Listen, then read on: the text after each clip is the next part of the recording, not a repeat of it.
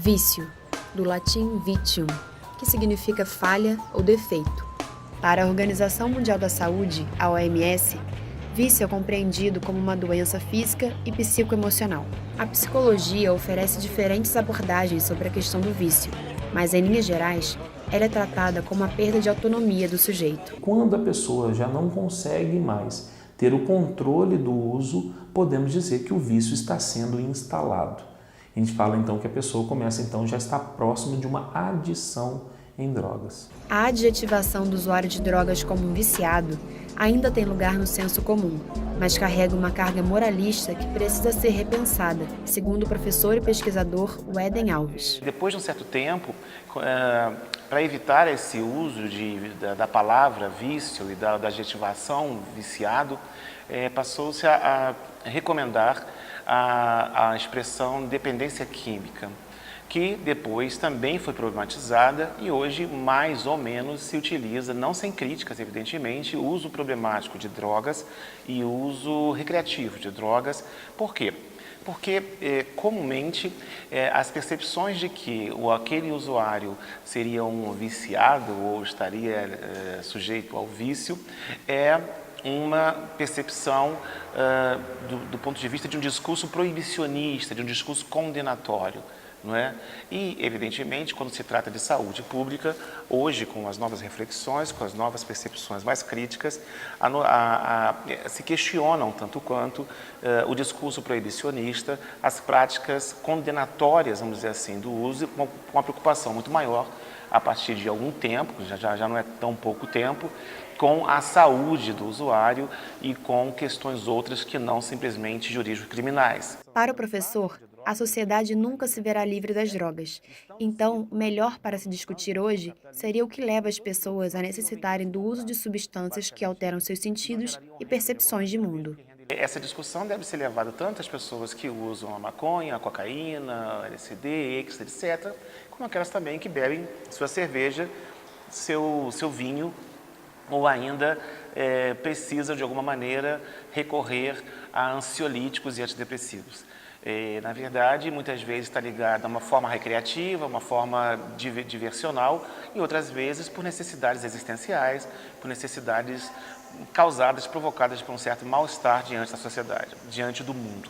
A palavra vício requer certo cuidado na sua utilização. Mas no senso comum, o que as pessoas entendem como vício? E será que elas consideram viciadas em alguma coisa? Viemos até o centro da cidade descobrir. Para mim, acho que é uma compulsão de algo que a gente não consegue controlar e vira hábito. Vício é toda aquela situação, aquela atividade que você faz e que atrapalha o meio comum em que você vive. Você deixa de fazer algumas atividades que são comuns a todo ser humano por conta do vício. Pode ser várias coisas. Tem gente que tem compulsão por leitura, etc, etc. Eu, por exemplo, eu gosto muito de celular.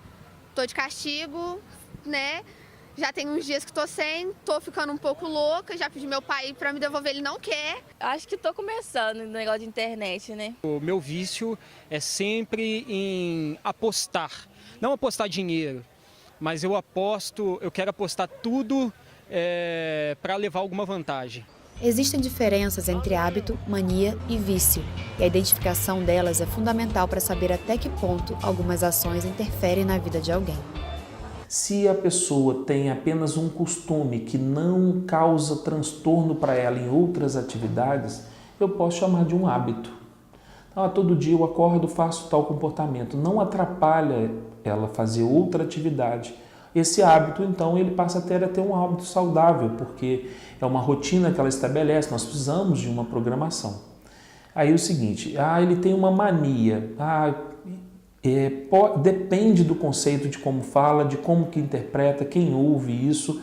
A mania, se fosse pensar nesse grau, ela seria um pouco mais nocivo do que o hábito, porque existe uma perda de autonomia. O que a pessoa faz? Ela todo dia, quando levanta, ela precisa de pegar o chinelo. Se ela não pegar o chinelo, ela não consegue fazer outra coisa. O vício provavelmente instalado volta na questão de estar dizendo que a pessoa já não consegue mais fazer outra coisa que não, primeiro, aquela mania que já se enraizou e a pessoa não consegue fazer mais nada. O sociólogo Raul Magalhães explica que, embora existam vícios considerados aceitáveis pela sociedade, um ponto é comum a todos eles. Há diversas matizes de vícios do ponto de vista da sociologia, que são um pouco diferentes do que talvez a psicologia abordaria como uma necessidade, uma compulsão individual.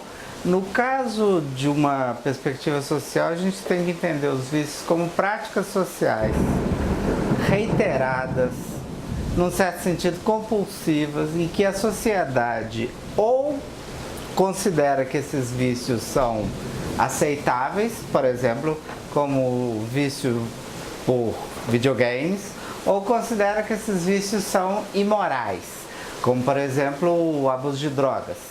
Mas entre essa moralidade e essa imoralidade há sempre uma discussão médica que é apropriada socialmente para discutir que de alguma maneira vícios deveriam ser controlados.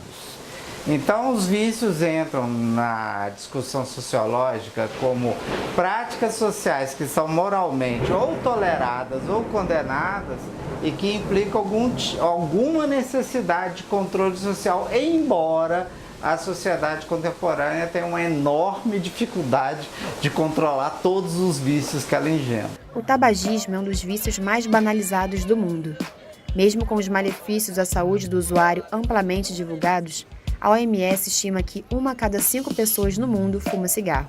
Conhecemos o Cláudio Fernandes de Souza, o Claudinho Carnavalesco, que nos contou um pouco da relação antiga que tem com o cigarro. Eu fumo há muitos anos, entendeu? Eu já fiz 58 anos, eu já fumo desde os 15 anos de idade, eu pratico esporte, entendeu?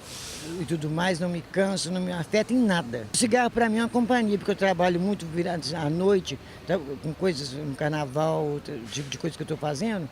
Então ele fica do lado do comigo cinzeiro, tipo uma companhia que eu tenho. O estilista disse que já chegou a fumar 6 maços por dia, mas reduziu para 1.